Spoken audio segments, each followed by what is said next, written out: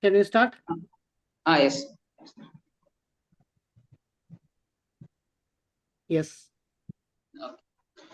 Good evening, everyone. This is Nitish from Team Medusane. Today's the topic of discussion is aortic stenosis, which is a very important case for our exams. And sir, the mentor of today's session is Dr. Yogesh, sir, Assistant Professor of General Medicine in Madras Medical College. And sir has received the Best Medical Teacher Award from IMA. And sir is the most favorite teacher, medicine teacher of MMC students. And sir's last session, which was on cerebral vascular accident, was helpful for many students of the exam going batch final years. And almost 2,000 students have watched that video. The presenter of today's topic is Swarna Teresa, final year medical student from Chengalpet Medical College. Swarna, you can present your case. Good evening, sir. Good evening. Good evening.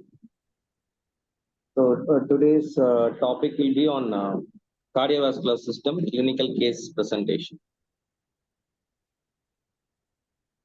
Yes, sir. I'm presenting screen, sir. Yeah. Thank you, Swarna, for accepting our coming forward to present the case. And I would like to welcome Dr. Yogesh, sir, as Nitish has already given the very great introduction about sir. So sir is like a very, very passionate teacher, and I have been seeing him from my final years. And I'm very happy to invite you, sir, for this wonderful session.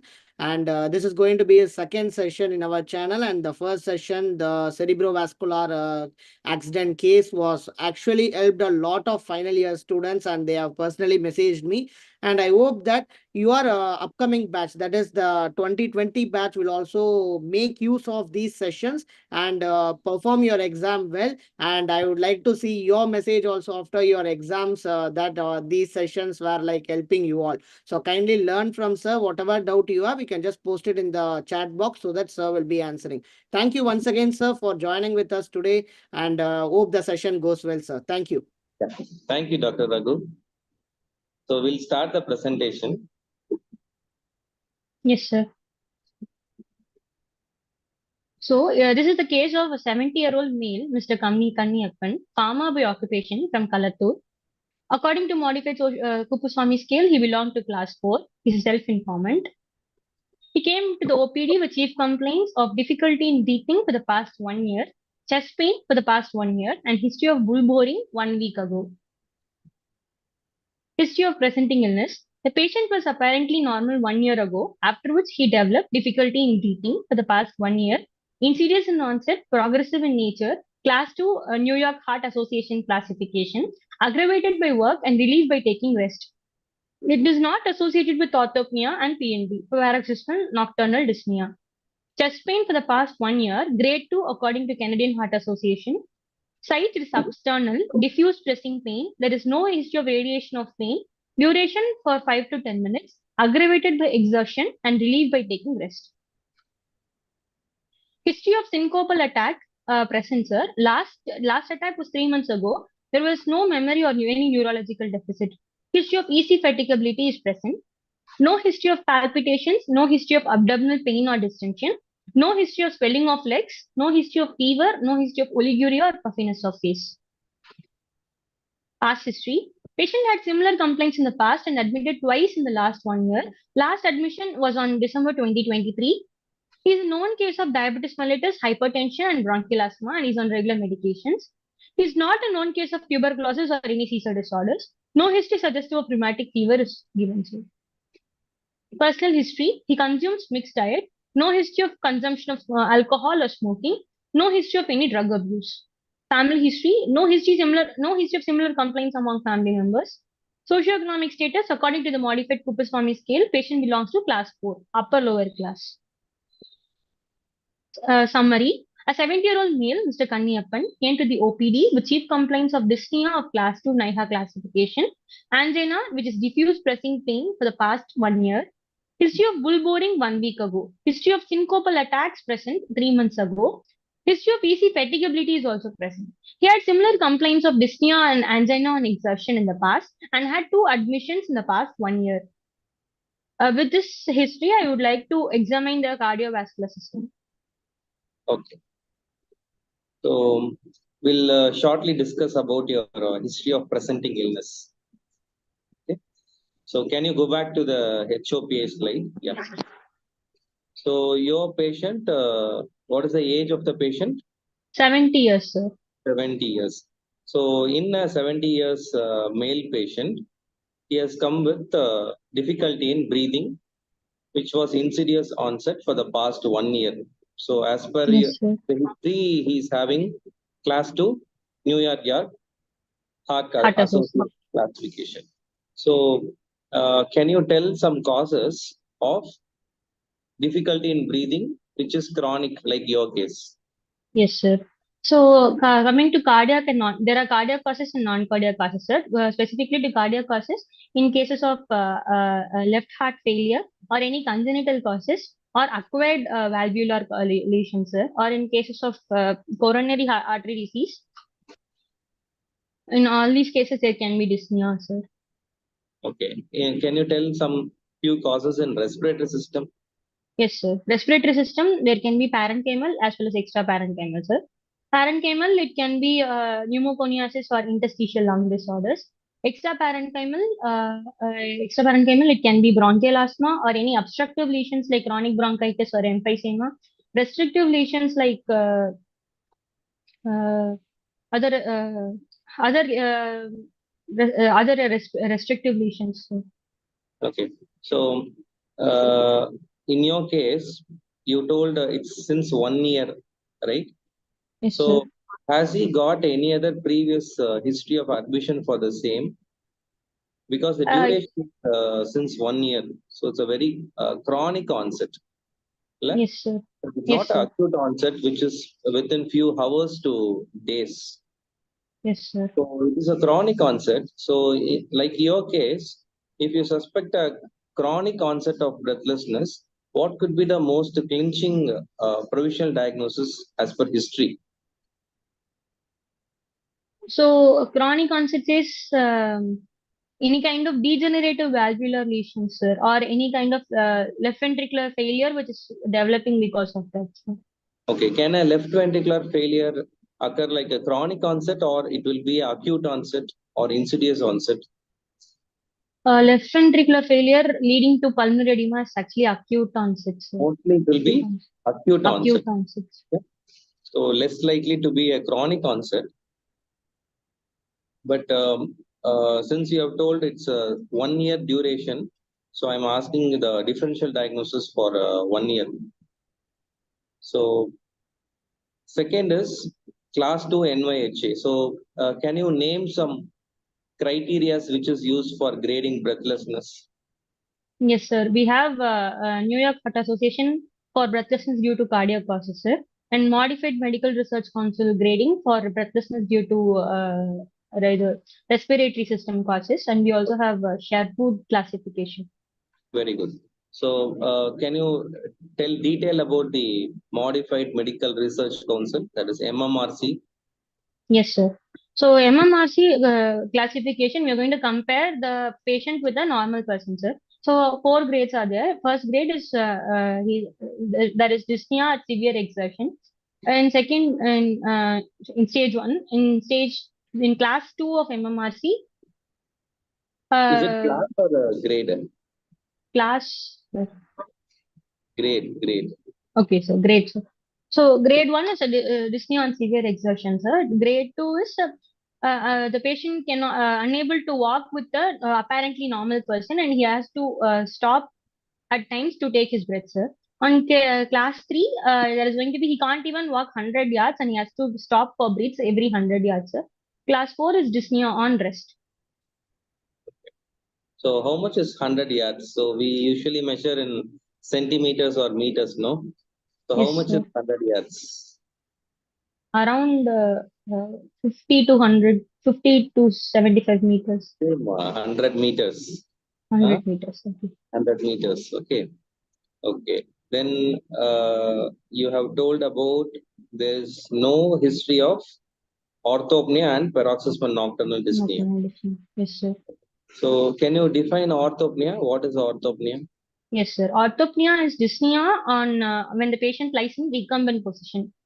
when the patient lies in the recommended position, within 1 to 2 minutes, the patient feels dizzy and it is relieved by coming back to sitting position or keeping pillows under his neck, sir. Okay. So what do you think the pathophysiology of orthopnea? Yes, sir. It can be the mechanism lies like on lying down, the venous return of the body is increased, sir. So the already failing left heart cannot able to compensate for the increased venous return, so it can cause dyspnea, sir. Second thing is that on lying down, the diaphragm pushes the lung, that is, it rises. So in that case, also we are getting orthopnea. Okay. Any other reason? Yes, sir. Maybe there is a decreased oxygen saturation. There is around decreased oxygen saturation on lying, and sympathetic drive is reduced, sir, That usually comes during on your paroxysmal. paroxysmal nocturnal dyspnea. The Okay, sir. sympathetic drive, what you're talking about, that will be there in paroxysmal nocturnal dyspnea, where it happens when you sleep. You go to sleep by 10 p.m. or 10:30, then you wake up by 1 a.m. because which sleep will be more during the time? Is it REM sleep or NREM sleep? NREM sleep, sir. REM or REM, NREM? NREM, sir. 1:10 to 1. It's REM sleep. Okay. Okay, So sir. initial phases, you get increase in the heart rate. Already there is a failing heart, left ventricular failure is there. So when you have increase in the heart rate, what will happen? There is The tachycardia. Whenever there is tachycardia, what will happen to the end diastolic volume? so the end diastolic volume will increase, sir. Reduce. Okay. Reduce. So whenever you have Yes, reduced sir. end Ventricular diastolic volume, filling time is reduced, so so endosteric end volume. diastolic volume is reduced. So the filling time for your heart muscle also is reduced. Okay, so whenever there is increase in heart rate in a failing heart, you have reduced oxygen supply to the heart muscles because your heart muscle receives its blood supply during the which phase of your cardiac Diastole, sir. diastole. Diastole, sir. Okay. So that is the reason why you have breathlessness after few hours of your sleep. Okay, sir. Okay. So paroxysmal nocturnal dyspnea is usually seen in which condition? It is actually an earlier sign of left heart failure, sir, seen in mitral lesions, Okay. mitral valve lesions. Mitral valve lesion, you get paroxysmal nocturnal dyspnea. So in your case, there is no history of orthopnea, no history of paroxysmal nocturnal dyspnea. Yes, Okay. sir. What is the aggravating factor of your breathlessness? Here, since he's a farmer, whenever he's working, his dyspnea increased, sir. Okay. Okay. So it is relieved by taking rest. Yes, sir. Yes, sir. Okay. Fine. So next is your chest pain. So Yes, you sir. have written grade 2 chest pain. So what is the grading system used for chest pain? Can you elaborate it?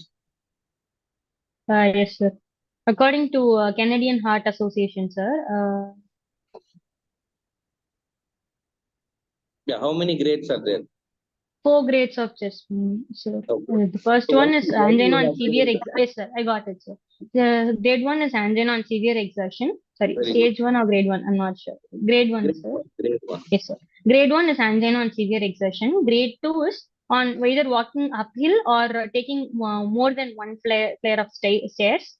Grade 3 is walking on normal level or taking only one staircase.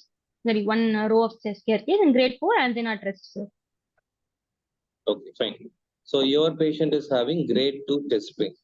Yes, sir. So you have a proper checklist for chest pain, right? Usually we follow with a mnemonic Socrates, SOCRATES. Okay, Okay. sir. So S is for sight, Okay, sir. O is for onset, Honestly.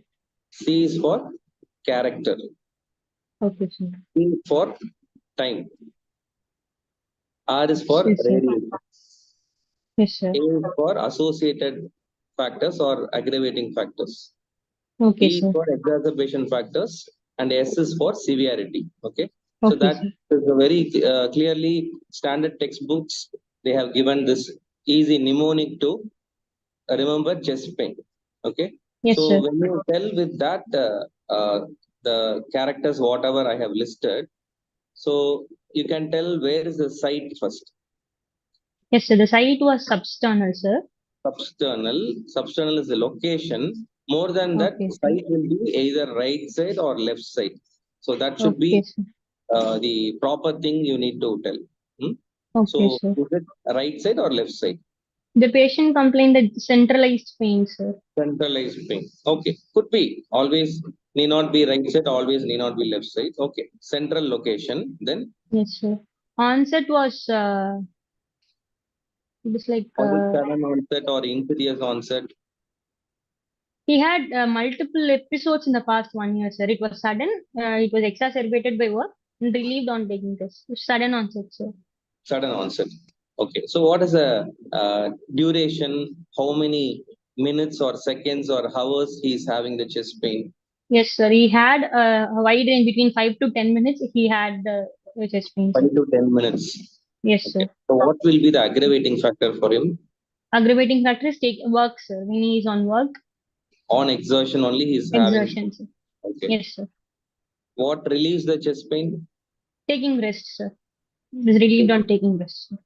So which type of chest pain is relieved by taking rest? Yes, sir. Chest pain relieved on taking rest. Which type of anginal pain specifically I'm asking? Is it stable angina or unstable angina? The stable angina relieves on taking rest, sir. So unstable angina will be present even when you take rest. Okay, sir. Okay.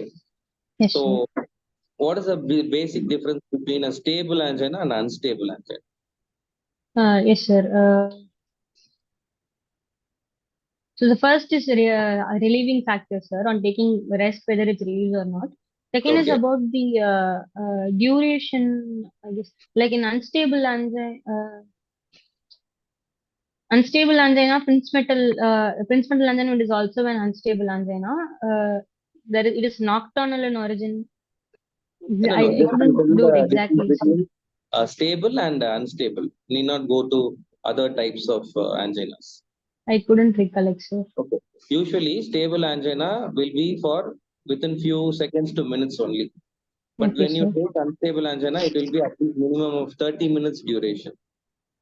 Yes, okay, sir. Okay. And even at rest, if you have pain, it is favoring unstable angina. Okay, sir. Okay. Because what happens in unstable angina? Coronary arterial stenosis.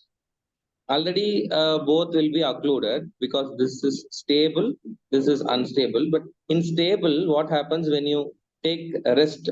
All the blood vessels will be cleared off from your thrombus.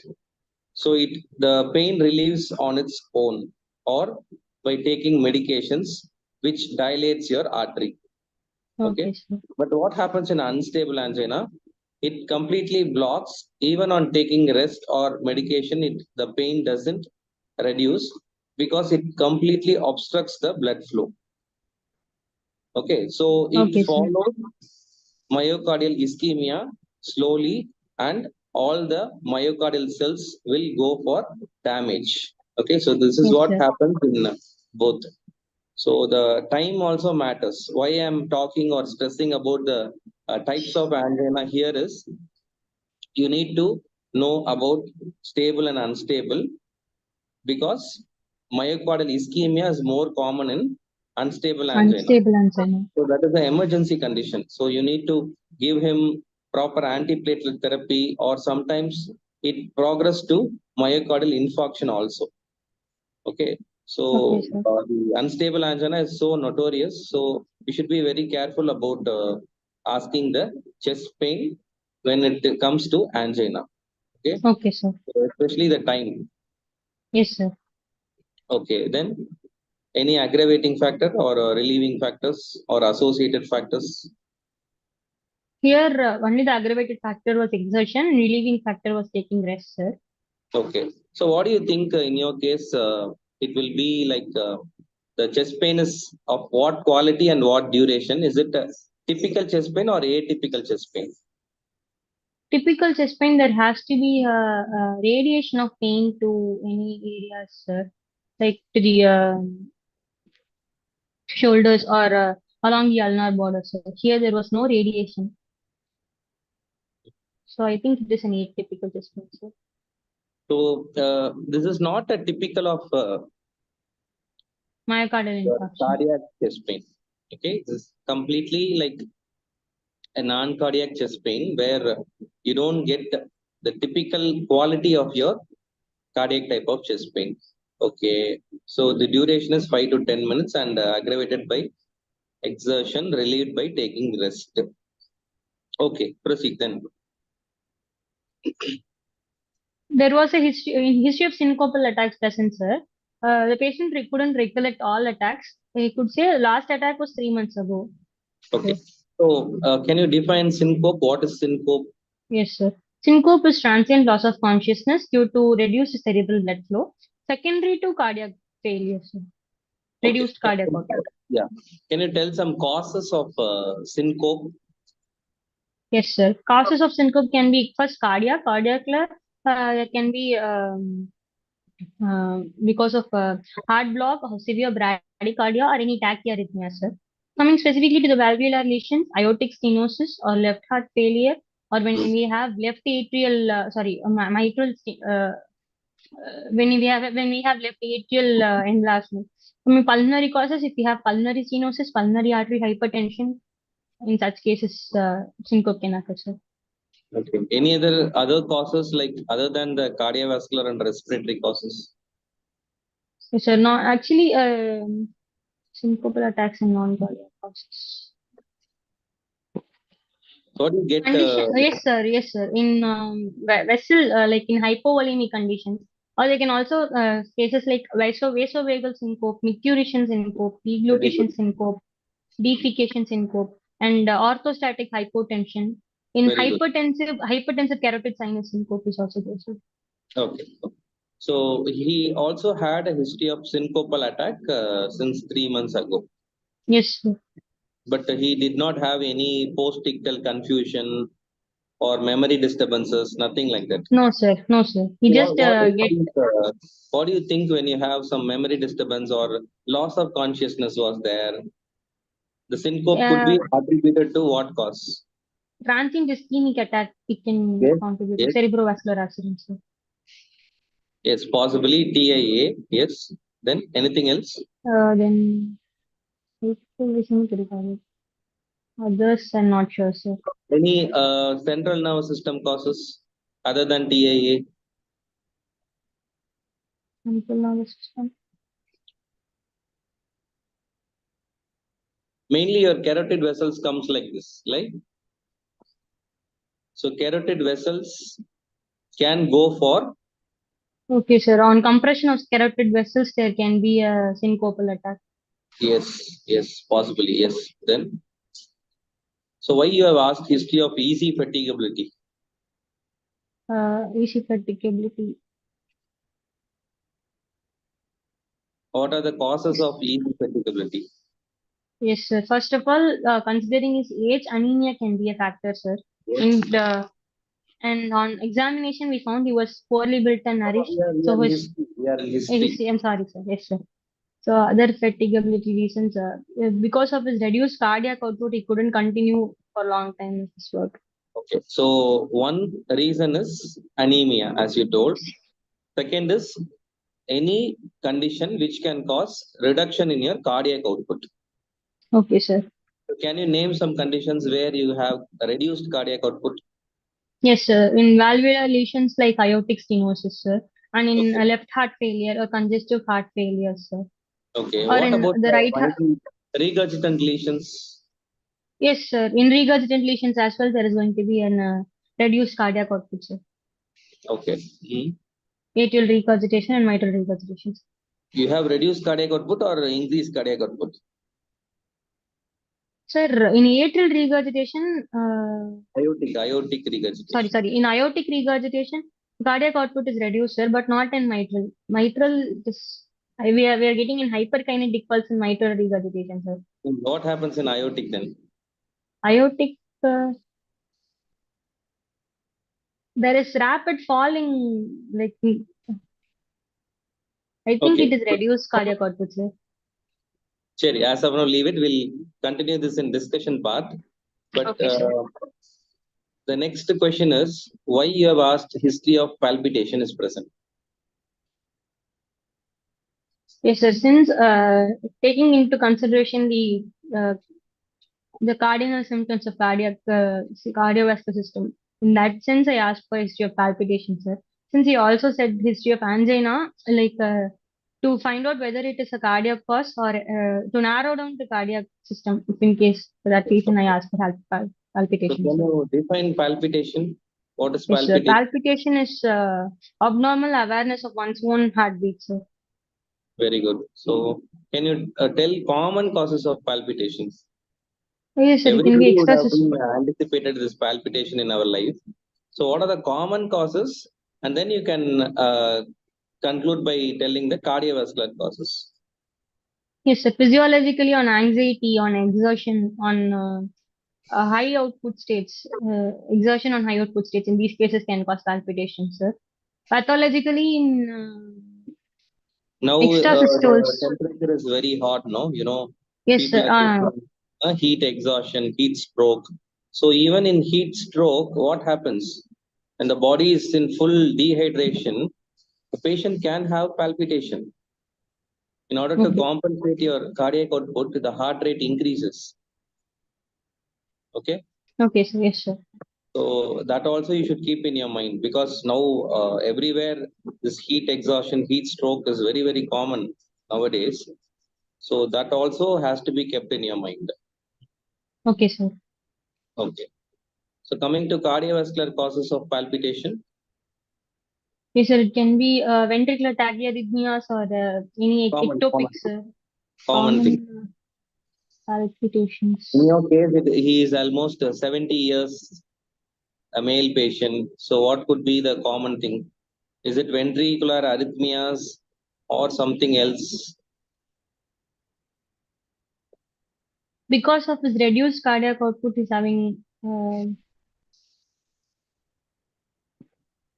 Valvular cause, right? valvular causes. So valvular pathology can cause palpitation by what mechanism? Valvular palpitation. You have aortic stenosis or Yes, mitral sir. Because of regurgitation. aortic stenosis, there is an eccentric. In chronic cases, there can be an eccentric left ventricular hypertrophy, sir. Very good. So when the pressure, so for the failing heart to increase the stroke volume, the pressure of beating heart is increasing, sir. So that can produce palpitation. Also, tachycardia should be seen to maintain the normal cardiac output. Okay, fine. Then next, why you have asked abdomen pain, abdomen distension, swelling of legs. Yes, What is sir. the All these are important? right heart failure symptoms, sir. I wanted to rule out right You heart want to failure. rule out right heart failure. So what is Yes, the sir. most common cause of right heart failure? Left heart failure, sir. Most common cause of right heart failure is left heart Okay, failure. okay, that is the first most common cause. What are the other causes? Non-cardiogenic causes, that is respiratory cause, that is heart pulmonary ulcer. Okay. Other Anything than else? that, there can be pulmonary thrombosis, pulmonary embolism, Pulmonary pulmonary embolism. artery hypertension. Yes. Yes. So pulmonary embolism, pulmonary hypertension, all these are acute conditions, right?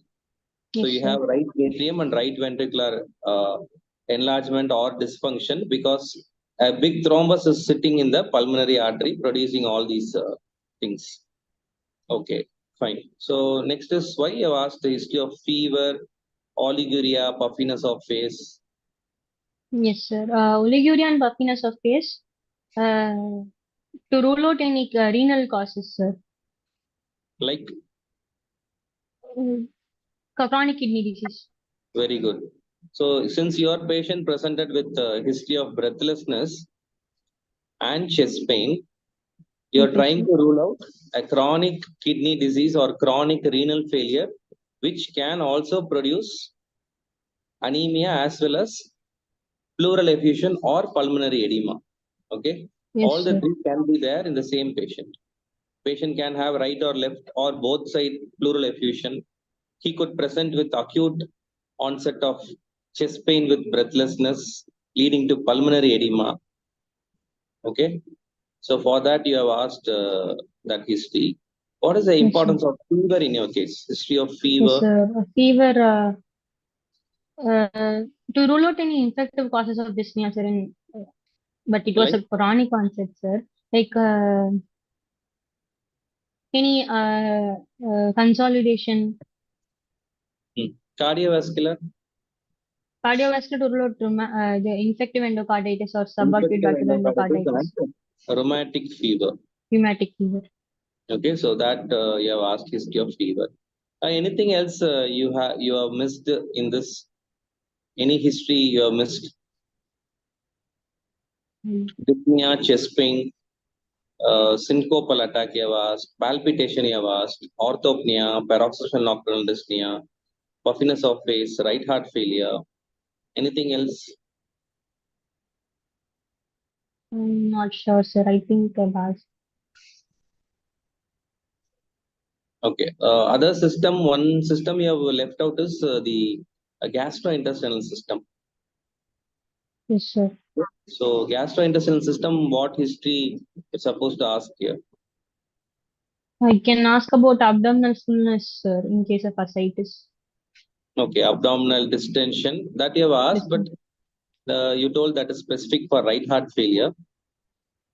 But other than that, chronic constipation or episodic loose stools, okay, or chronic Okay, sir. abdominal pain, all these things should be asked to complete the long case history. Because if you Okay, are sir. asked to present this case as a long case sheet, then your case sheet should complete with all other systems also. Okay, Okay, sir. it should not be only particular to your cardiovascular system alone. So you Okay, have to sir. complete other system involvement also. Fine. Next. Yes. Past history, sir. Okay. So what do you think in your case, the past history which will be more significant? It's history of diabetes and hypertension, sir. More than that, More than that, history of rheumatic heart disease or rheumatic fever is most important. okay, sir. Okay. So that history should come first in your cardiovascular system presentation. Okay, sir. Okay. Was there any previous history of rheumatic heart disease or rheumatic fever? Okay, Okay, because sir. that gives you the major part of the clue that this could be something we are dealing with the valves, or we need to rule out for other causes, Okay, sir.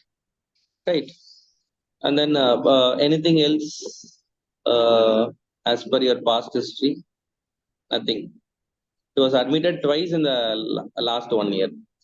Yes, sir. Okay, fine, proceed. Yes. So nothing No is history of significant. smoking. Personal history, family history. Why you ask this socio-economic status? Why is it important to your cardiovascular system? Yes, sir. Rheumatic fever, it is because of streptococcal infection, sir. Very good. In case of very low socioeconomic status, if there is overcrowding present, there can be similar complaints among family members as well, sir. To rule out Okay. that Right.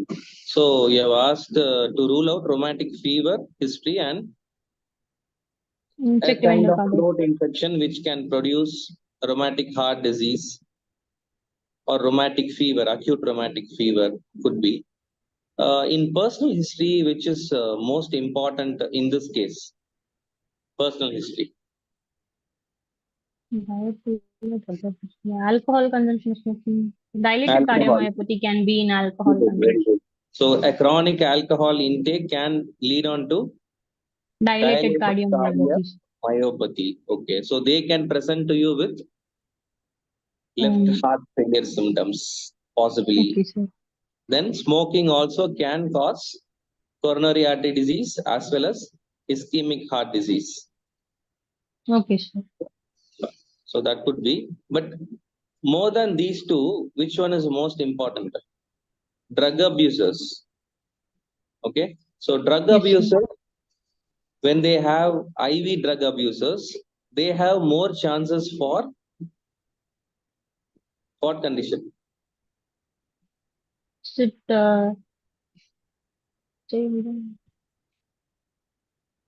They can lodge some vegetations on the valve. okay, sir. So infective endocarditis is Yes. more and most common when you have IV drug abusers.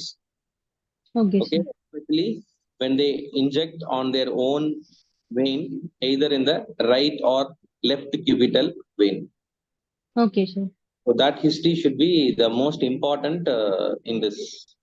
Okay, Yes, sir. fine.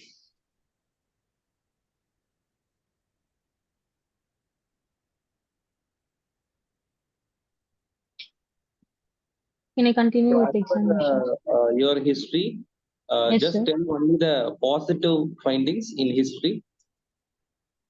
Yes, sir. He had dyspnea of class 2 NIHA classification, Okay, angina of grade 2, angina of grade 2 for the past 1 year, sir. History of syncopal attack present with no, with 3 months ago, and history of EC fatigability seen, sir. These are all the positives. okay. So possibly you're dealing with cardiovascular system. Why not respiratory system? I'm telling, okay, this could be a respiratory system, but still you want to stick on to cardiovascular system. Okay. So what is favoring you and what is against me? Yes, sir. There was no classical findings like cough with expectoration, something related to the respiratory system. Those were absent, sir. Okay. Then that But is I'm telling there is no orthopnea, there is no paroxysmal nocturnal dyspnea.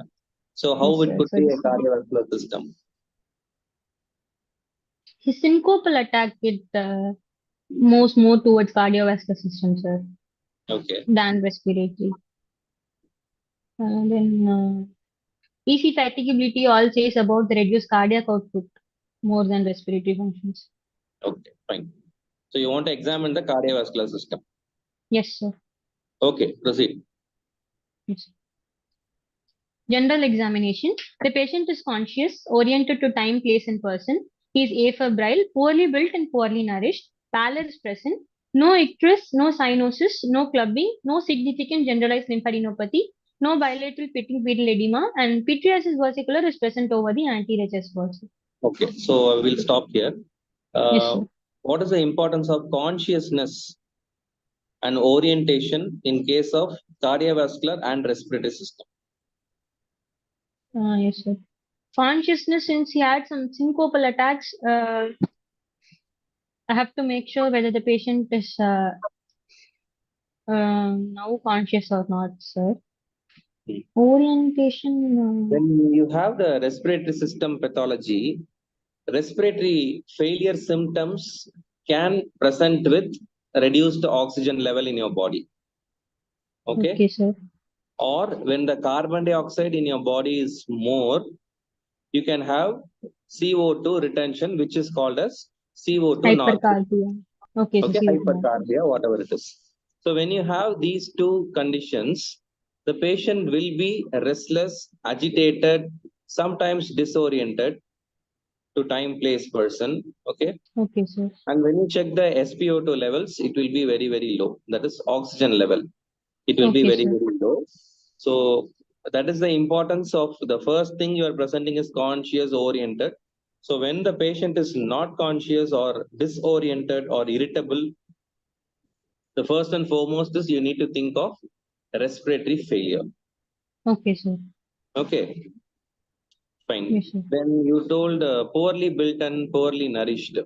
How did you Yes, sir. measure the build? Uh, yes, sir. Built based on BMI, sir. He BMI was. is separate. BMI is separate. That grades whether the patient is malnourished or obese or super Okay, obese. sir. That is for BMI. when you have built, what is the most important On thing? looking on the wasting of muscles, sir, but there were no generalized wasting of muscles or any hollowness, supraclavicular hollowness. Okay. So more than that, built, how to measure built for all the students, you need to measure the height as well as the arm circumference. Okay. And you need to put a ratio for your height as well as the arm circumference. Okay. It is just like how you measure for this Marfan syndrome. Okay. You measure the height, upper segment, lower segment, then you measure the arm circumference. And when the arm circumference is more than the height, then it is one of the feature favoring Marfans. This is what you usually measure, right? So Yes, you sir. have to measure the height as well as the arm circumference, put a ratio, and then you need to grade normosthenic or hyposthenic or asthenic. Okay. This is how you Okay, grade sir. the built. Built it's very, very important. You just read about in detail about this Yes, classification. sir. Okay, Okay, that is sir. how you grade the built. Okay, sir. Nourishment, how do you find out the nourishment of your patient? Uh, from his, not sure, sir. How he is nourished. For built, I told you need to calculate this. For nourishment, Not sure, sir. you can measure the skin thickness. Okay, sir. Can you name the instrument which they use for this skin fold thickness? Uh, it starts with Harpen, H. Heart Harpener caliper. Okay, caliper. Harpener Harpener caliper. caliper. Right. Okay, sir. Then you have pallor, no icterus, no cyanosis, no clubbing. Okay. Can you tell some causes of clubbing in your case? Yes, sir. In chronic hypoxic conditions, there can be clubbing present, sir. That is a pathophysiology. Present. Whenever you are asked to tell what are the causes, you go with system wise. Okay, sir. Okay. If it is going to be a cardiovascular system which is causing clubbing, it could be first thing is, what is the first and foremost thing? It should be a congenital cyanotic heart disease. Okay, sir. Okay, even in adult, they present with clubbing. Okay, congenital Okay, sir. cyanotic heart disease. The next Heart thing diseases. will be, what is the next thing in cardiovascular problem? Infective, Infective endocarditis. infective Okay. endocarditis. Okay, malignancy in your right or left atrium. So left atrial myxoma. Okay, All sir. right. When you Yes, come sir. to respiratory system, the first and foremost will be It is seen in lung malignancy, sir. It is also seen in yes, COPD, sir. COPD. You don't get clubbing. Okay, don't ever say Bronchiectasis we see yeah. COPD. Sorry, COPD bronchiectasis doesn't we see. produce clubbing. Okay, Okay, so sir. that is one another important thing I need to highlight here. COPD doesn't cause clubbing, though it is a chronic hypoxic condition. It will not produce clubbing in your nail beds. Okay, that is Okay, number sir. one. If you find COPD is the cause and the patient is also having clubbing, then there will be internal malignancy. You need to pick up the malignancy. Okay, sir. All right. So, Yes, sir. any other causes, respiratory causes? Bronchiectasis, sir. There will be clubbing, sir. Emphysema, okay, lung Emphysema. abscess, Lung abscesses. all these are. So, the next question what they can ask is, what is acute clubbing or reversible clubbing? I don't know, sir. I'm not sure. Okay, so a reversible clubbing is once you treat the cause, the clubbing vanishes. The same is Okay, for sir. acute clubbing. Okay, acutely you get clubbing. Usually, you told chronic hypoxemic condition will produce clubbing. Yes, sir. So, any acute condition which causes clubbing is acute clubbing. Few causes will be an empyema, which is acute onset. Okay, pus collection in your pleural cavity. Okay, lung abscess. Again, that will be an acute onset. liver abscess or hepatic abscess. Okay. So Okay, all sir. these things, when you treat the cause, immediately the clubbing also vanishes. Okay, So sir. it becomes a reversible type of clubbing, as well as they are the causes of acute onset of clubbing. Yes, sir. Okay. And the Yes, most sir. accepted theories of clubbing, what are the most accepted Platelet theories? derived growth factor theory, sir. Okay. There Other are theories are three to neurogenic four causes, theory. 3 to 4 pathophysiology they have given in your textbooks. But whatever they give, all those are postulated hypothetical theories only. But as of now, we don't have a proper answer for that. It is idiopathic. Okay, sir. Okay. All others are postulated things. And the most common accepted thing will be, as it told, platelet derived growth factor excess due to the chronic hypoxemia in your subungual area. Okay, sir. Okay. So there is no generalized lymphadenopathy. Okay. Bilateral pitting pedal edema. So can you tell some causes of pitting pedal edema in your case, cardiovascular system? Yes, sir. In cases of right heart failure, there could have been pedal edema with set sensor. Very good. Then Other than that, there can be renal causes, protein loss, or hypoalbuminemia, or chronic kidney disease. All these conditions, there can be pedal edema, sir. okay, so still more entering into the pitting pedal edema. What are the types of pitting pedal edema? Based on the duration of pitting, so fast pitting, slow pitting. Yes, very good. So what is fast and slow pitting? Uh, I think it's less than 3 seconds if the pitting comes away, 3 comes back to seconds. some So you have to press 2 centimeter above the medial malleolus for malleolus. at least 30 seconds. Okay. Okay, sir. Standard textbook says 20 to 30 seconds. So you wait and you release your finger. If it regains to the original position within 40 seconds, then it is slow pitting pedal edema. Okay, sir. When it is going to take more than 60 seconds to come back to its original position, then it is slow pitting. Okay, sir.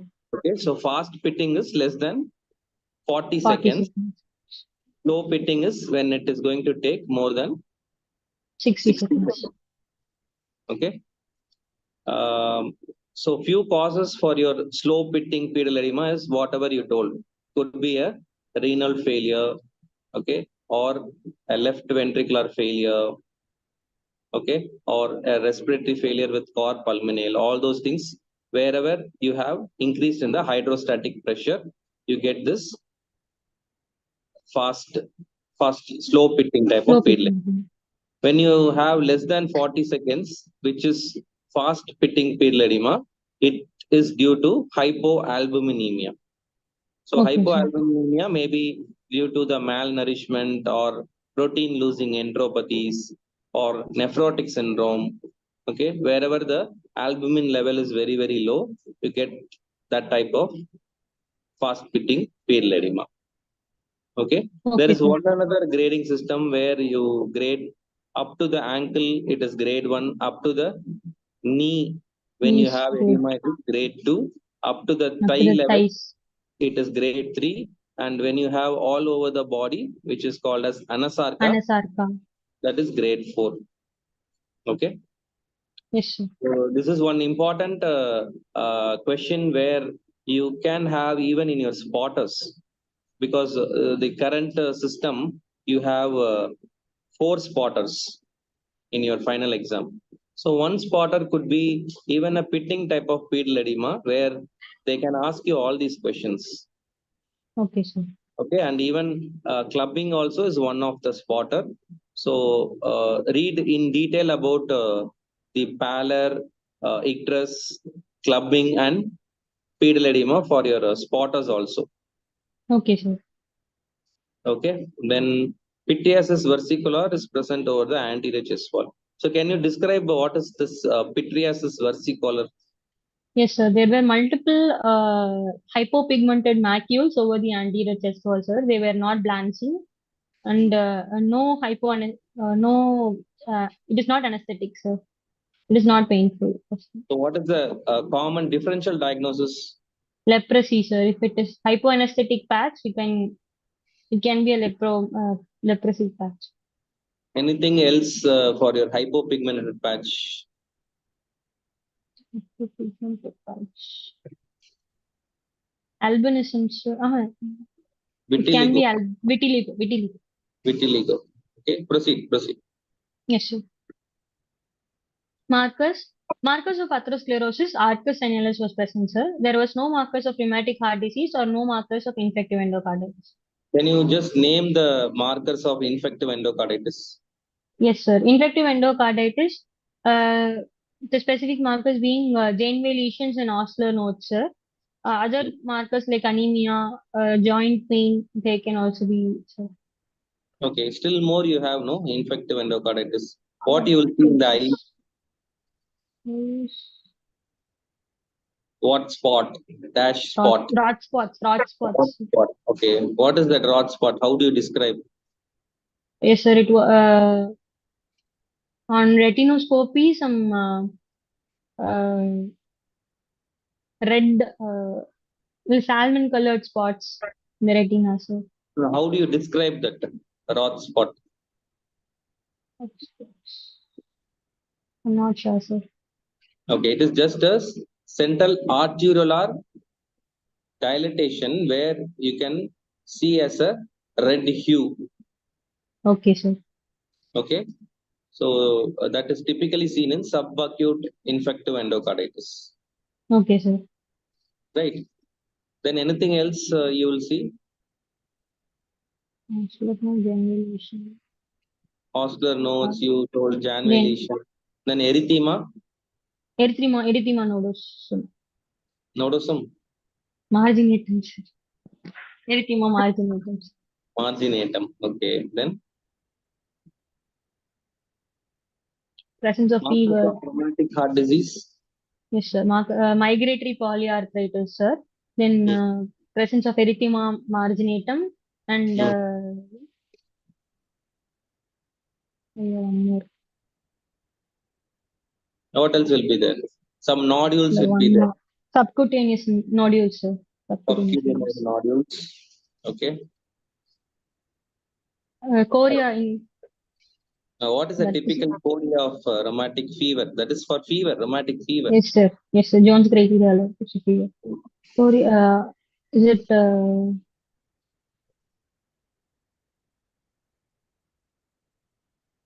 I couldn't recollect, sir, the exact. Saint Vitus dance. Okay. They just dance like Yes, this. sir. Yes, Okay? sir. So they just dance like a Saint Vitus. You just put in the Google and see how they dance. Saint Vitus. Okay, sir. And Arcus senilis present you have put. Any other markers of atherosclerosis? Yes, sir. Markers of atherosclerosis in eyes, we can look for xanthomas or xanthoma, sir. Then looking for arcus senilis. Then in xanthelasmas, presence of xanthelasmas, Frank sign, that is earlobe crease, sir. Then Very good. hypertrichosis in the ears. Then thickening of vessel walls. Okay. Very good. Then continue. Yes, sir. Vitals. Pulse rate is 78 per minute. Rhythm regular. Volume is low volume pulse. Character is an anacrotic pulse. No radio-radial delay. No radio-femoral delay. No vessel wall thickening. And pulse is felt equally in all facial pulses, sir. Okay. So here, where did you check the volume? Volume. Yes, sir. Volume and character to be checked in the carotid artery, sir. Okay. So you have checked for radio-radial and radio-femoral delay. What do you think if you have a radio-radial delay? In coarctation of iode, radio-radial,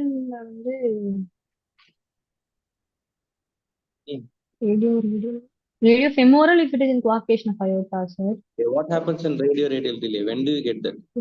Radio-radial. When you have something in your chest, in this part. Retrosternal goiter, sir. Not typically. Presence of first rib, okay, on either of one Okay, side, sir. which is compressing the subclavian artery on that side. You Okay, can sir. have a delay. Okay. Very rarely, as you told, a goiter, a retrosternal goiter or substernal goiter, where it can compress your main branches of the subclavian arteries, can have, but it's quite rare. Common causes will be the thoracic outlet obstruction and your first rib, First rib where maculatus. it compresses the artery on one side. Okay, fine. So, pulse is felt equally in all peripheral pulses. Yes, sir. Okay, fine. Proceed. So, where do you get this anacrotic pulse? You have Yes, sir. mentioned. Anacrotic. Yes, yes. Pulse is forward at TARDIS, sir. It is seen in aortic stenosis lesion, sir. So, do you say that it is pulsus parvus itardus? Yes, sir. What do you mean by that? Yes, sir. It is a slow rising pulse with a late peak, sir. So, when you palpate, okay, when you palpate over the carotids, so how it will be? Normally, Uh, how you will feel when you feel the carotid pulsation? Normally, it will be one peak or two peaks. we could feel two peaks, sir. Two peaks. So what will happen here when you have this parvus itardus? Yes, sir. Delayed single peak will be seen in the carotid, sir. Yes. Yes. So the second peak will be Felt. normally felt or delayed. So the first peak is delayed here, sir. First peak is Delayed. delayed. Second peak is Coexist with the first peak.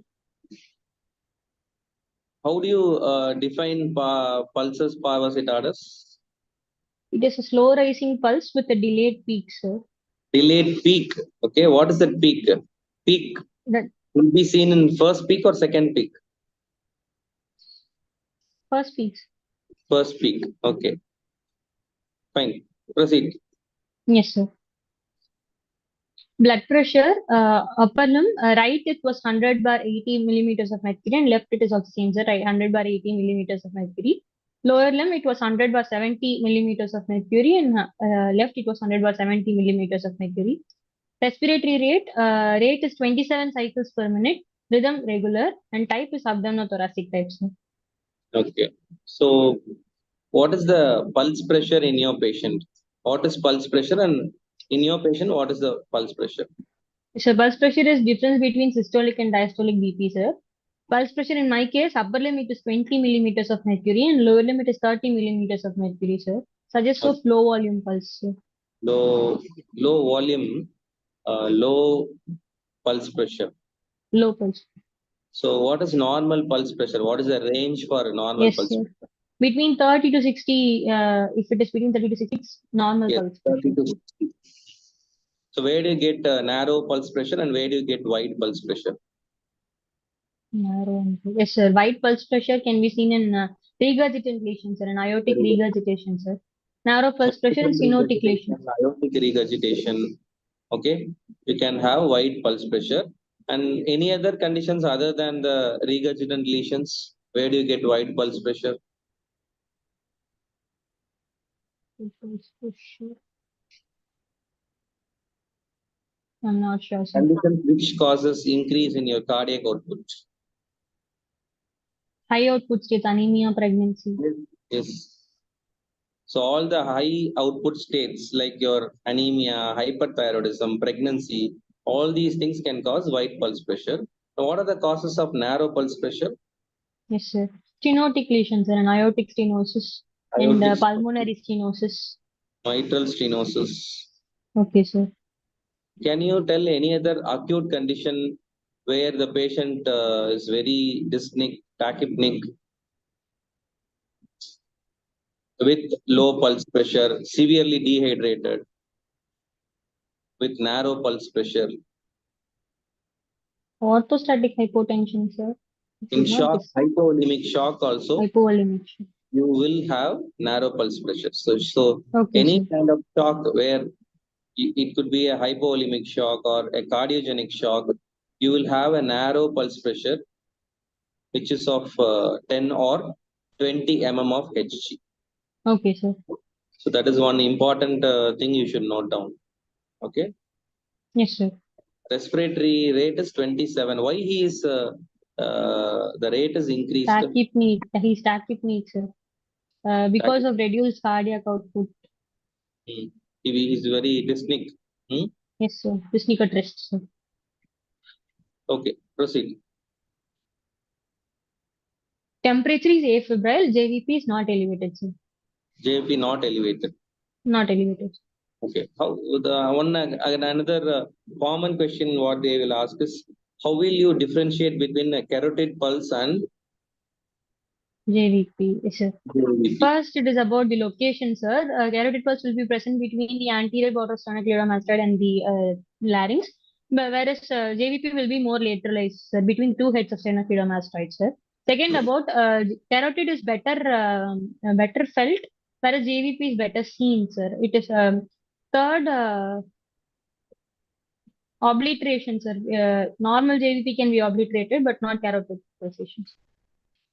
Okay. Examination of CVS proper. Inspection. Chest wall is symmetrical. No chest wall or spine abnormalities. Apical impulse is not visualized. Trachea appears to be in midline. No precordial bulge or no parasternal lift. No visible pulsations over the chest wall. No scars or dilated veins over the chest wall. Palpation. Trachea is in midline. Apical impulse felt on the fifth intercostal space, half-inch medial to the mid-clavicular line. It is heaving in character. No thrills, no parasternal heat, and no palpable pulsations over the chest walls. Okay. So here you have mentioned the apical impulse is the fifth intercostal space, medial to the mid-clavicular line. Mid-clavicular line. So can you define what is apical impulse? Yes, sir. Apical impulse is the outermost and lowermost definite cardiac impulse with the thrust perpendicular to the surface of the hand. Okay. So what is the normal position of your apical impulse? Yes, sir. It is felt in the left fifth intercostal space, half-inch medial to the mid-clavicular line or 10 centimeter from the sternum, sir. Why do you feel and what is the mechanism of this apical impulse?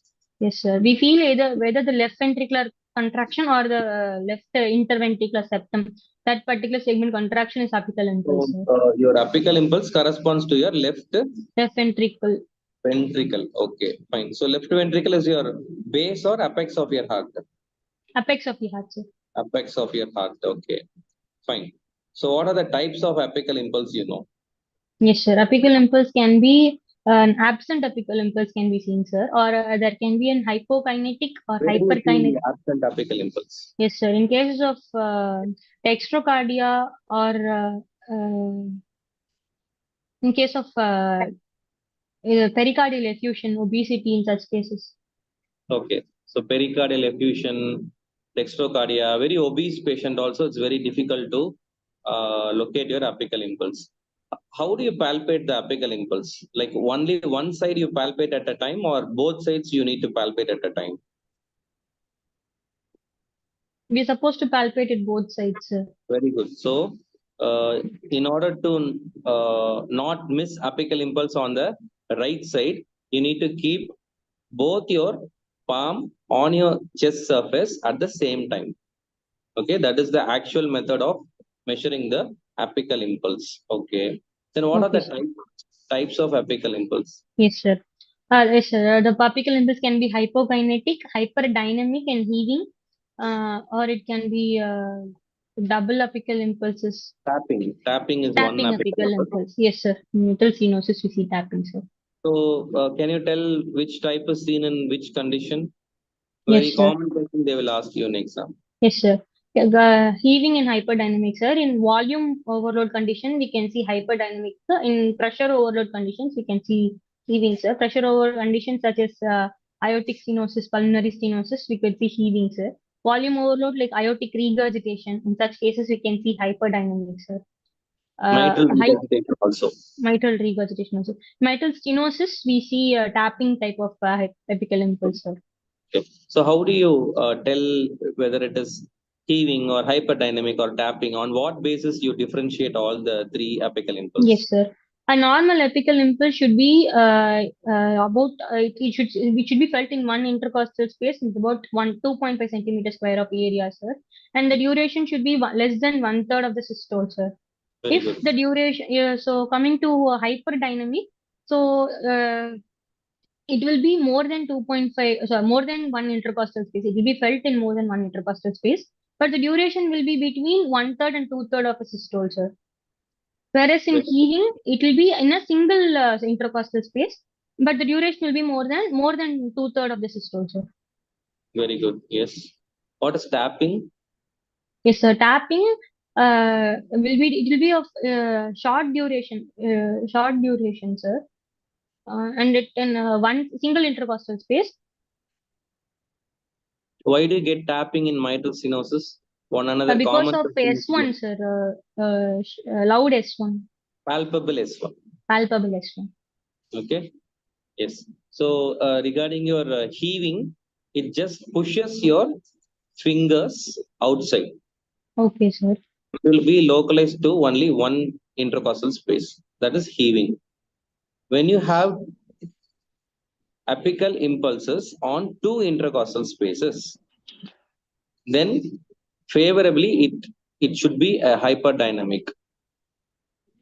Only it just touches your fingers and goes. Then you call it as tapping, as it is seen in mitral stenosis. Where do you get double apical impulse? Double apical impulse. Hypertrophic obstructive cardiomyopathy. Yes, sir. When we have both left ventricle and left atrium being dilated, enlarged. Very good. So in HOCM, hypertrophic obstructive cardiomyopathy, you can have double apical impulse. One tough question. What do you mean by triple apical impulse? Yes, sir. That is because of right ventricular hypertrophy as well. Okay. In which condition you get? Is it aortic regurgitation, sir? Aortic regurgitation? Sure, you find out. Okay. You find out and you can answer later. Yes, sir. Yes, sir. Then you have mentioned about thrill, parasternal heave, and palpable pulsations. So what is thrill and what is parasternal heave? Yes, sir. Thrill is palpable murmur, sir, to be more specific. So which part Paras of your palm you have to keep for palpating the thrill? Yes, sir. Base of the fingers, sir. Base of The the tip finger. of the fingers for impulses, localized impulses. Base of the fingers for thrill, and base of the palm for heat, sir. Heave. Okay. So how many grades of heave is present? Parasternal heave. 3 grades, sir, which is Very good. visible but it is oblitatable. It is sorry, that is it is pulsatile. It is pulsatile, but it is oblitatable. Grade 3 is pulsatile and it's not obliteratable. So how will you just demonstrate when the examiner is asking you to demonstrate parasternal heave? How will you Yes, sir. demonstrate?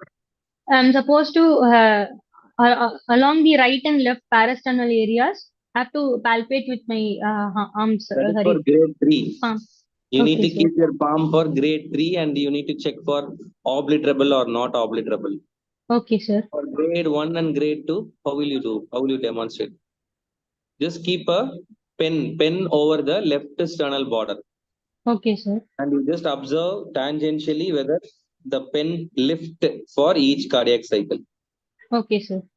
Okay, so you keep your palm for grade 3. Yes, sir. Okay, fine. Proceed next. Yes, sir. Auscultation, aortic area, S1, S2 heard, single S2, no added sounds. A high-pitched systolic crescendo-decrescendo murmur of grade 3 is heard with the diaphragm of the stethoscope, patient leaning forward and breath held in expiration, sir. Murmur is conducted to the carotids, right and left supra and infraclavicular areas as well as to the axillas. Okay, so we'll stop here. So you could hear a high pitch murmur, Yes, sir. which is of crescendo and decrescendo murmur, which is of grade 3. Okay. Is it a systolic or diastolic? I couldn't get Systolic you. murmur, sir. Systolic. Systolic. You mentioned Yes, sir. I hype it systolic. systolic. Okay. Systolic crescendo, decrescendo. Okay. So how many grades are there in your systolic murmur? It's according to Levine classification. We have 6 grades on systolic murmur and 4 grades on diastolic murmur, sir. Very good. So grade 1 is very soft, grade 2 is soft, grade 3 is moderate, grade 4 is loud with thrill, grade 5 is loud with thrill and very high, very loud with thrill. Grade 6, very loud with thrill, but it can be heard even the stethoscope is get kept too near the chest wall. Not Okay. not appropriate to test the chest wall, sir. Okay. Very good. Then Diastole 4 grades, sir. Very soft, uh, moderate, loud, and very loud with thrill. with Thrill. thrill. Okay. Even diastolic thrill, you have Yes, sir. murmur conducted to carotids. Okay, fine. So why the murmur is conducted to the carotids? Yes, sir. Here because Why do you say so? I could on auscultation of the carotid I could hear the murmurs, sir. That's why. To hear systolic murmur. Yes, sir. Was the bruit present? No, sir. I couldn't on palpation. I couldn't find any findings, sir. You couldn't But on find out. auscultation, yes, sir. But on auscultation, like from aortic, when I got the murmur in aortic on auscultation in the carotid, I could feel the murmur, sir. I could auscultate them. So for undergraduate level, whenever you hear the same intensity of murmur in the aortic area as well as in the carotid, the first and foremost definitive diagnosis is aortic stenosis. Okay, sir. Okay. None other areas will produce the same intensity murmur which is conducted to the carotids other than Okay, aortic sir. stenosis. Okay. So whenever Okay, sir. you feel or you hear any murmur which you hear in the aortic area, it could be aortic stenotic murmur. That is Yes, the sir. first and foremost DD you need to understand. And you have right and left para suprasternal and infraclavicular area and axilla. Okay. So what is the murmur which goes through the mitral area, which is of the same intensity of that aortic area? Yes, sir. Actually, in aortic stenosis, there will be a same it will go to the mitral area as well, sir. Actually, aortic murmurs are best heard in mitral areas, sir. Okay. So what is the If phenomenon it called? radiates to, no, sir, if it because of it radiating to axilla, it is Galaverdian phenomenon, sir. It is Is going it to confuse us with axilla or mitral? axilla, sir. Mitral. When Mitral. it goes Okay, to sir. the mitral area, you call it as Gallaudian phenomenon, Galaverdian phenomenon. which is of the same Intensity, sir. intensity of your aortic area. Okay. Yes, sir. Okay. Fine. Then proceed. Aortic area you have told. Why did you Yes, sir. start from aortic area? Why you didn't start from mitral area? Yes, sir. I am to start from mitral area only, sir. You're supposed to start from mitral area, but your answer should be, since my aortic area murmur is of high intensity, I would like to start from the aortic area. Okay, sir. Okay. Yes. Yes, sir. Since I started in aortic area, I continued with pulmonary tricuspid and Usually the routine thing is mitral, tricuspid, tricuspid. pulmonary, and aortic. But since Okay, you are sir. starting with aortic, this should be your answer. Okay, sir. The heart sounds as well as murmur is of more intensity when compared to all other areas. So I am starting with aortic area in my presentation. Okay, sir. Okay, pulmonary area. Pulmonary area, S1, S2 heard, single S2, no Why added you sound. took a single S2? What happened to Yes, sir. The A2 Claro? component has become soft, sir. A2 is soft. When your A2 becomes soft? In case of calcified lesions of the aortic valve, it can be Okay, soft, sir. okay. Or Yes. any regurgitant lesion, it can be soft as well, sir. Yes. Yes. Do you have any recurrent lesion in your case? No, sir. No. Okay. Proceed. Yes, sir. In pulmonary area, systolic murmur of grade 2 is heard with the diaphragm of the stethoscope, patient leaning forward and breath held in expiration. Murmur conducted to the carotids, right and left You supra need and not mention infraclavicular. once again here. Only in aortic area, you have to mention that it is Okay, sir. connected to the carotids, all other areas. Okay, Okay, sir. fine. Yes, sir. Tricuspid area, S1, S2 heard. No added sounds. A systolic murmur of grade 2 is heard with the diaphragm of stethoscope and patient leaning forward, breath held in expiration, sir. Okay. Mm. Mitral area? Yes, sir. I think it got missed, sir. The slide got missed, sir. Okay, So fine. in the finding was S1, S2 heard, sir. No Hmm. added sounds, and I got a systolic murmur of grade 3 is, sir. The same intensity of that of aortic is heard with the diaphragm of stethoscope, patient leaning forward and breath held in expiration, sir. Okay. So why do you mention leaning forward and breath held in expiration?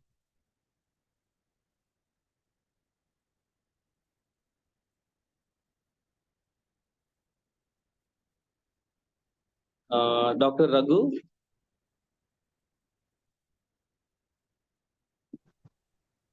Sir? I think she has left. Could you Yes, please sir. add? 1 second. I think there could be some issues.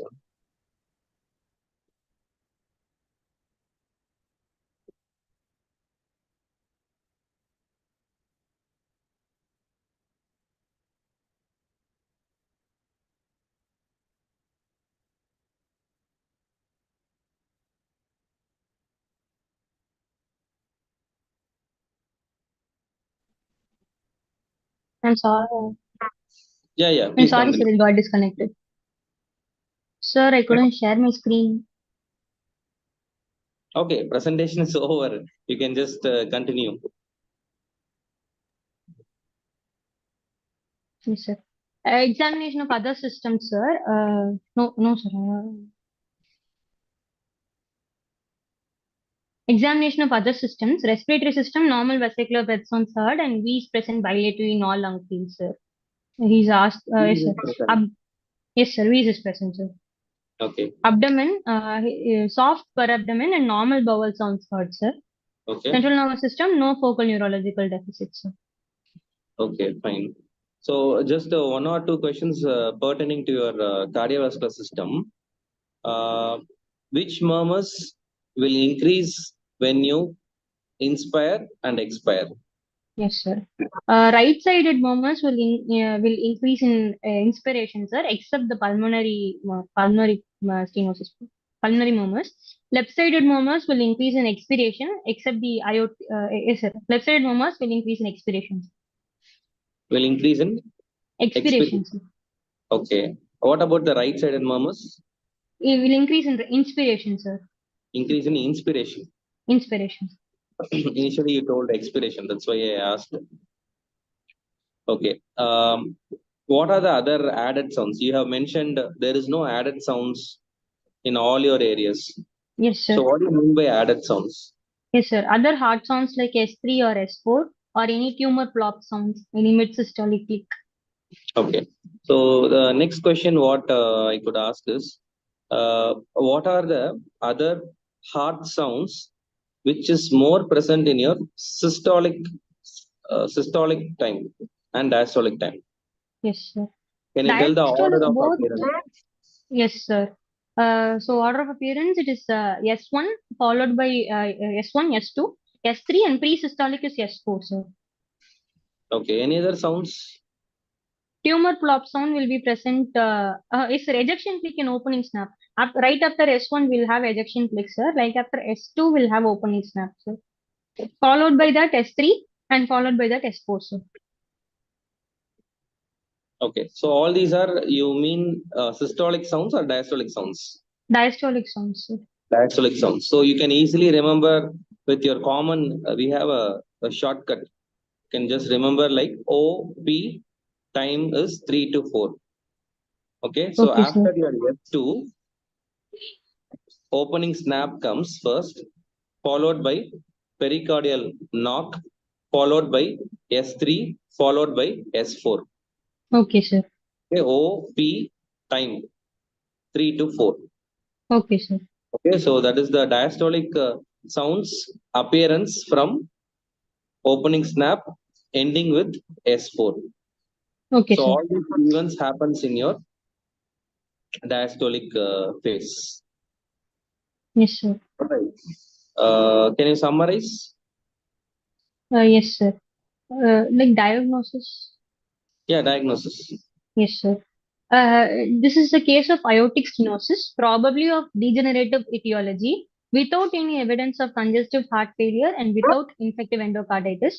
The patient is in sinus rhythm, sir. Okay, why do you say the patient is in sinus rhythm? Like in conditions like atrial fibrillation or flutter tachycardia, I have to rule out such conditions.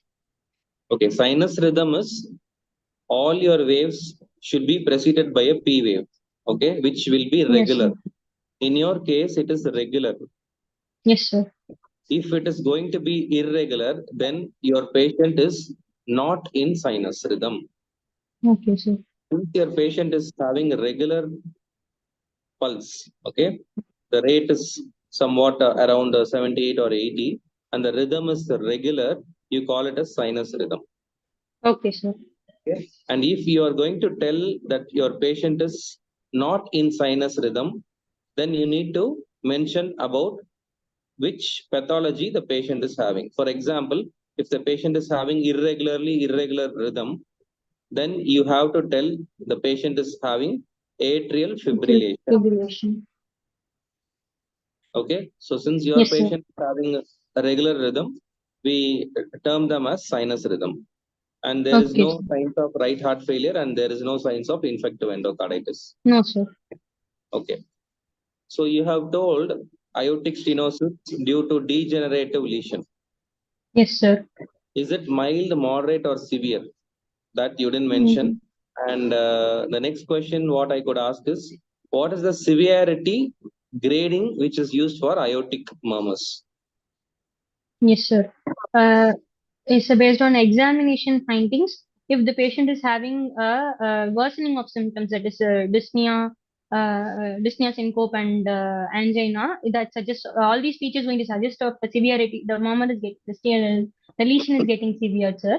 First is going to be worsening of the symptoms, that is dyspnea, angina, and syncope. Second, there can be when there is decapitation of BP, and So what is third, decapitation? yes, sir. The systolic BP will start to reduce, sir. It will be around less than 120 mmHg, sir. In such cases, we Will call be it decapitation. mostly, it will not be more than 100 or 110. So that is called as decapitation of systolic blood pressure, specifically Yes, sir. which is used for aortic murmur, aortic stenosis. Yes, sir. Okay. Then presence of soft S2, and coming to pulse, presence of anacrotic pulse, that is delayed peaking, is a sign of severe S2 severity of aortic stenosis, sir. Then Okay, fine. So, yes, sir. since you have told about the angina, syncope, and dyspnea, what will be the mortality of these patients? When you have Yes. diagnosed the patient is having aortic stenosis, so how many years or months the patient can survive without any intervention? Minimum, if the patient started having angina at rest, he can survive only up to 1.5 to 2 years, sir. Okay. For the the patient has syncopal findings, it is around 2 to 3 years. And the patient has dyspnea, it can be between 3 to 4 years. Okay. 135. And the Okay, common sir. mnemonic what you use ASD, Okay, sir. angina, syncope, and dyspnea. Okay, sir. The years is 135. Yes, sir. Okay. So coming to the investigations. Yes, sir. So investigations, routine investigation, blood, the complete blood count, then liver function test, renal function test. Apart from blood investigations, ECG and echocardiography, Other than that, we can perform X-ray chest, cardiac angiogram, and cardiac catheter. So, Okay. So when you take a ECG in your case, what will be the findings? yes, sir. Sokolovian criteria, because of LVH, sir, there can be SV1 plus RV5 or 6 can be more than 35 mm, sir. That can be found, sir. Left atrial enlargement, because of that P wave can be there can be a pulmonale, sir. P pulmonale, Sorry, pulmonale right atrium, mitral, sir. P mitral. Okay. Increased duration of P wave. That can be found in ECG, sir. The next thing you want to do is a 2D echo, Yes, sir. Echocardiogram. two-dimensional echocardiogram, where you can see the aortic valve as well as the aortic area. Sometimes you can even see the aortic calcification in a chest X-ray also. Okay, sir. When you take a chest Fluoroscopy. X-ray, you can see the aortic valve which is calcified even in a chest X-ray. So that can be done. Okay, fine. What about that management part? How do you want to manage Yes, sir. your? Yes, sir. Actually, medical management is to one mainly manage symptomatically, sir. There is not much to do with the medical management type, sir. Uh, Contraindications, beta blockers should not be given for the anginal thing, sir. Then surgical management, Why, if it why, is presented in why, childhood or, sir, why do you want to not give beta blockers? that will further decrease the cardiac output, sir. Very good. So already the cardiac output, will it be increased or decreased? Reduce cardiac output, sir. Hmm. So already the Beta patient is in blocker, reduced cardiac output. beta blocker will again still further reduce the cardiac output. So Okay. again the patient can go for syncopal attack at any time. Yes, sir. Fine. Or any other drugs you want to give? Nitrates can be given to for the anginal part, sir, as well as the Angina pulmonary edema part. whenever required. Okay. Then If it is an acute dyspneic episode, we can try giving nitrates and Lasix, sir. last six. Surgical management. Yes, sir. If for adults and elderly, valvuloplasty is aortic valvuloplasty can be done, sir. In case of calcified aortic stenosis, valvuloplasty is contraindicated, and aortic valve replacement is the only option, sir. Okay. Valvular replacement, that is the better choice at present we are doing. Okay, Okay, sir. valvular replacement. Any procedure name you know, or any valve name you know? TCAV, transcatheter aortic valve replacement. What is TAVI? Inflation, sir. Transcatheter aortic valvular inflation. That is to reduce the stenotic lesion, Okay, to it will increase be the like aortic surface area. okay, so it will be like a balloon which will dilate your stenotic part of your valve, so that at least for a few years where the valve replacement can be done, this could be an alternative thing. Okay, sir. Because it is done through the small catheter which is inserted through your arteries. It is not an open heart surgery where you have to wait. Okay, fine. Anything else in the management part? No, sir. I think not sure, sir. If the patient is presenting to you with acute pulmonary edema due to any reason, like a fever can worsen the condition, okay, any infections of your lung, like a pneumonia or like consolidation or any kind of infections pertaining to your body, they can worsen the condition by increasing the heart rate. Okay, that is number two. So you need to identify the infective focus and appropriate antibiotics to be started. Okay, sir. If it is going to be acute pulmonary edema, you need to give a back rest, give supplemental O2 oxygen, give Lasix injection, and then reduce the overload. Okay, that is pulmonary congestion you need to reduce. If required, you can have the whatever you told, nitroglycerin or NTG infusion if the BP is very high in Yes, sir. case of acute pulmonary edema. But if the patient goes for decapitation of systolic blood pressure, the patient usually presents with cardiogenic shock. Okay, Yes, sir. so you need to start the patient on inotropic support and then shift to ICU for further management. Okay, sir. Okay. Any long-term complications of aortic stenosis? Long-term complication is left ventricular hypertrophy, sir. Because Okay. of that, there can be an increased pulmonary artery pressure, pulmonary artery hypertension, Pulmonary arterial hypertension. high arterial hypertension. Okay. So pulmonary arterial hypertension, the patient can go for right heart failure, and ultimately they end up with biventricular failure. Yes, Okay. So I think we have covered all the basics. Maybe still more detailed cardiovascular examination we'll see in the upcoming classes. Okay. Okay, Today, sir. as of now, I took more time for history taking. Maybe the next cardiovascular presentation, I will go in detail about the cardiovascular examination part. Okay, sir. Okay, fine. So, any other doubts you have, or we'll wind up? No, sir.